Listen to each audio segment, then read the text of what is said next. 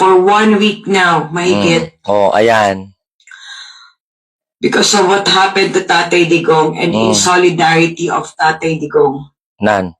Dahil nandun nga siya nakadetain. At wala siyang sex. Ako din, hindi kami nag-sex ni Rodrigo. Pinoproblema pa talaga ng babae na yun yung sex ni Rodrigo Duterte, Ginoo ko, Lord. Uy. So, talagang nahihirapan na ako. Hindi ko alam kung kakayanin ko yung complete solidarity with Tatay Digong, no?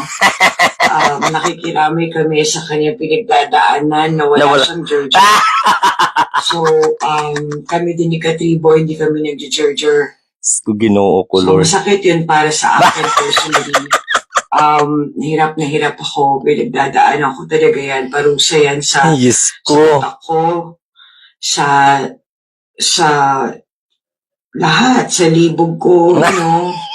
Wala akong, hindi ako masyadong panatag, hindi ako makatulog na maayos. Panulay. So, wala akong kantot. So, medyo talagang, dahil mahirap eh.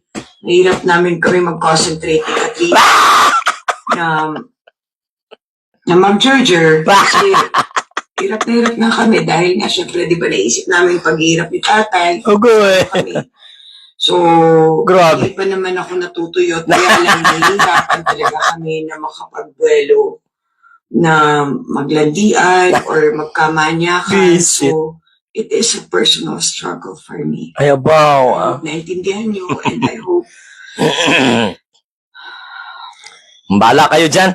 Abuntong hininga na siya. thank you for listening to my problem. Sa mga DDS dyan, tulungan ninyo, ha? Si ate para ma-solve yung problema niya.